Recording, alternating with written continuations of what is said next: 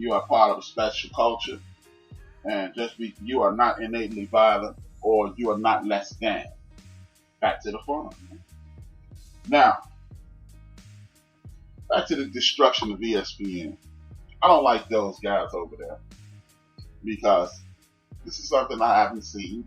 Yeah, maybe I don't watch all the time. I don't listen every day, all day. But what I haven't seen is this. How is it? Help me understand this. The NFL is about win. It's a win now league. It's not about the future. It's not about the past. It's a win now league. But you have three guys who were picked number one in the National Football League draft that are unemployed currently. No knock on Tua Tagovailoa. No knock on him at all. But Tua is currently injured. He's recovering from an injury. And they're talking about the Miami Dolphins should trade a few of their picks in order to move up and get him. And they don't even know if he's going to be healthy. They're using the inverse of that conversation to tell you why Cam is unemployed. For those who don't know, Cam Newton hurt his foot. He had an insole injury. I can't think of what it's called right now. I'll think of it in a second. He had an insole injury. Plantar fasciitis. He had plantar fasciitis. He had surgery, so forth and so on. And if you are a DB, a wide receiver, then this might be the end of your career. Or this may limit you. Or you'd be forced to change position, something of that nature. You're not going to be what you used to be. But this dude is a quarterback. It will not have the same effect. And I saw Dan Orlovsky almost make a baby when he saw a 10-second clip of Tua Tagovailoa with a hip injury, a far more drastic injury. But you keep telling me the reason Cam is not on the team is because his injury history is slowing him down. First of all, you cannot predict plantar fasciitis. You cannot predict that. You don't know what's going on. When it happens, it happens. Therefore, when it happens, it happens. What happens is you heal, you move forward, and if you don't want Cam to run as much, you just tell him, Cam, you're getting older, we need you to preserve your body and move forward. But you don't want to pick Cam. See, this is where D. Morris Smith and the Players Association are failing Cam Newton. From what I understand, about a year ago, or a little more than like 5 months ago, I wasn't even a year ago, 5 months ago, the Players Association got wind of the way Tom Coughlin and the Jacksonville Jaguar staff were treating players. So they sent out a memo to everybody in the union saying, don't sign with the damn Jacksonville Jaguars because they're down there tripping. They're unnecessarily fining, they're fining outside of the guidelines of the collective bargaining agreement, so forth and so on. D. Morris Smith, why aren't you doing the same thing with the Carolina Panthers? This is a dude who the people who run the Carolina Panthers effectively screwed Cam Newton. They knew they were waiting for Cam to get healthy and then they were going to cut him. We don't know. We're still looking into it. You're a damn lie. You screwed the man out of opportunity. And last week I mentioned to y'all, I do believe black quarterbacks, that what they're doing is trying to thin the herd and make sure white quarterbacks get the same opportunity that black quarterbacks get. I told y'all that 7 days ago. This is proof positive to me that that's what's going on. You told me Jameis Winston, the second number one pick in the draft, who's under age 35, that is unemployed. He's in the prime of his career. He's entering the prime of his career. Ask any football player, any athlete that walks the face of the earth, and you'll find out what I'm about to say is true. Continuity is king. When it comes to sports, continuity is king. And what I mean by that, you need to be doing the same thing over and over and over and over again in order to be successful. Look at basketball. Phil Jackson didn't win the day he got there with the triangle offense. It takes a little time and you get used to it. Once you're doing it, you get adept at it and you win. Pat Riley don't walk in the door and win. You got to get used to Pat Riley. Chuck Daly, Larry Brown, so forth and so on. Bill Parcells doesn't win the first year, but he starts picking up steam. So we can go over and over and over and over again. Cam Newton has had 3 separate head coaches. What's the boy's name? Jameis Winston. I had 3 separate head coaches. And I can call him a boy because I'm old enough to be his dad. I got a son older than James. So the boy, what's the boy name? You don't like it going down the line. But he's had 3 separate head coaches, countless offensive coordinators. So how is he supposed to be comfortable doing something? The current coach, Bruce Arians. Bruce Arians has a chuck it or duck it kind of philosophy, and this calls for turnovers.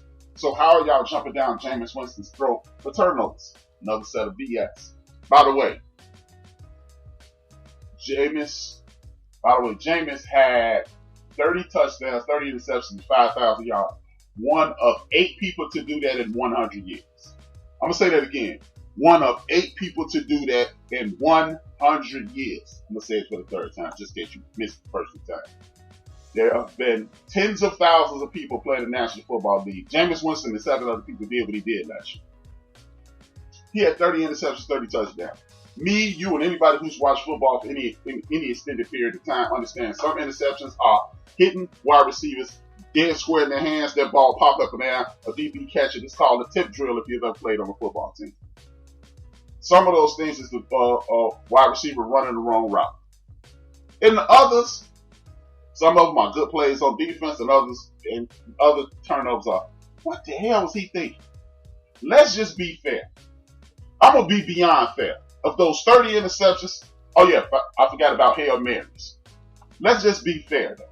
I'm going to be beyond fair. I'm going to be less than fair. I'm going to err on the side of the NFL. Jameis Winston was responsible for 20 of those 30 interceptions because he just threw the stupidest passes in the history of the game. Does that chuck it or duck it offense cost for at least 5 of those interceptions? Or he down to 15? Oh damn, that's okay then. Now, Phillip Rivers, but we're not gonna be fair. Let's go back to this. Go back to Phillip Rivers 30 for 30. It's like the damn ESPN thing.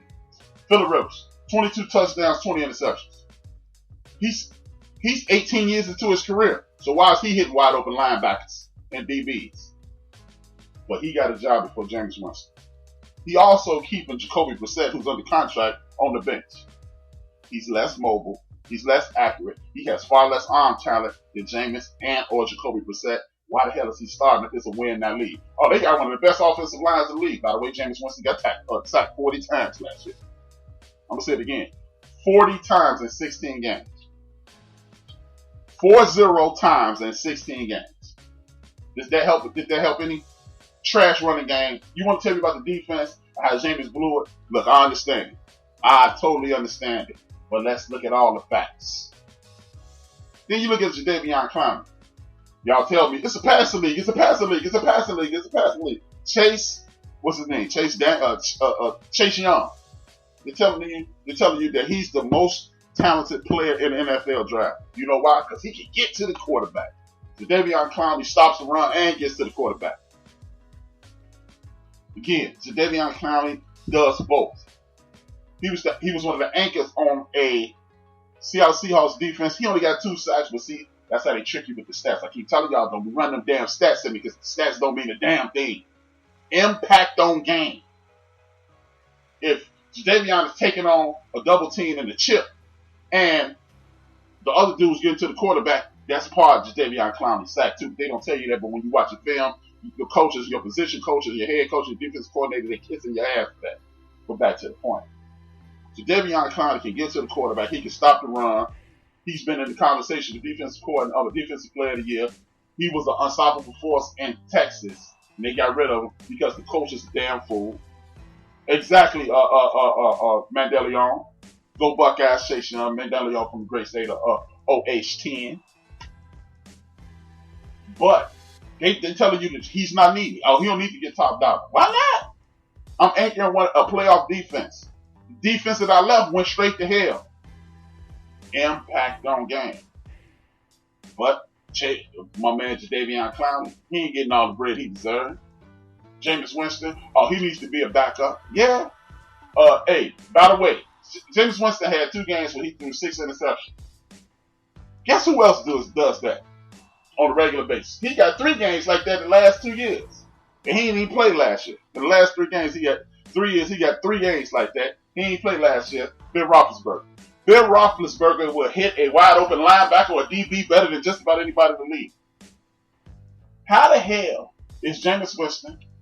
How the hell is Cam Newton unemployed, but y'all begged Jay Cutler 2 years ago to take $10 million? Please take this $10 million. Please, Jay. And every time you say the name, what's the boy's name? Jay Cutler, somebody follows it up with, he don't really care. You've never questioned Cam's dedication, Jameis's dedication. What this is calm your ass down and you're going to stay in your place, boy. That's what this is.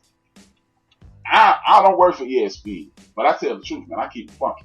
I do this for the people and, for the change on the side. But that's beside the point.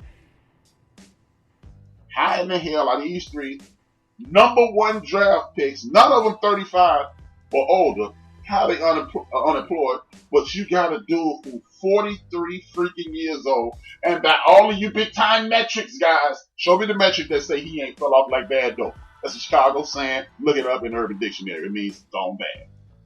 But seriously, man,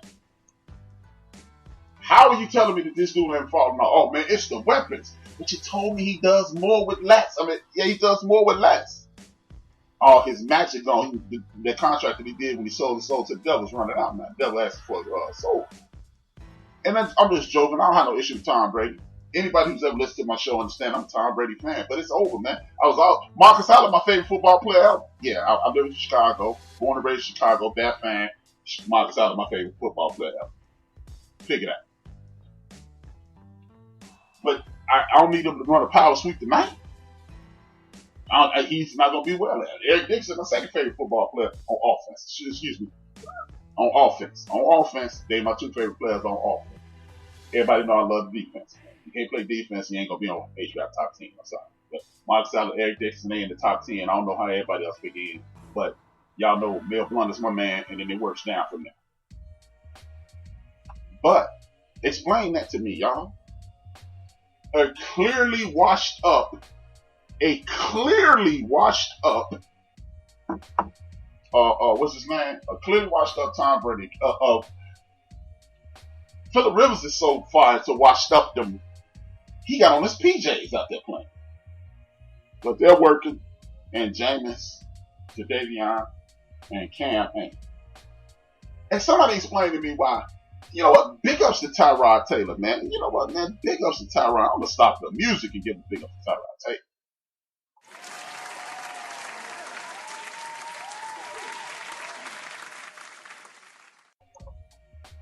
Big ups to Tyrod Taylor.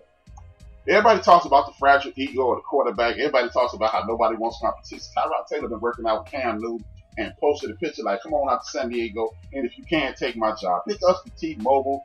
You are the man.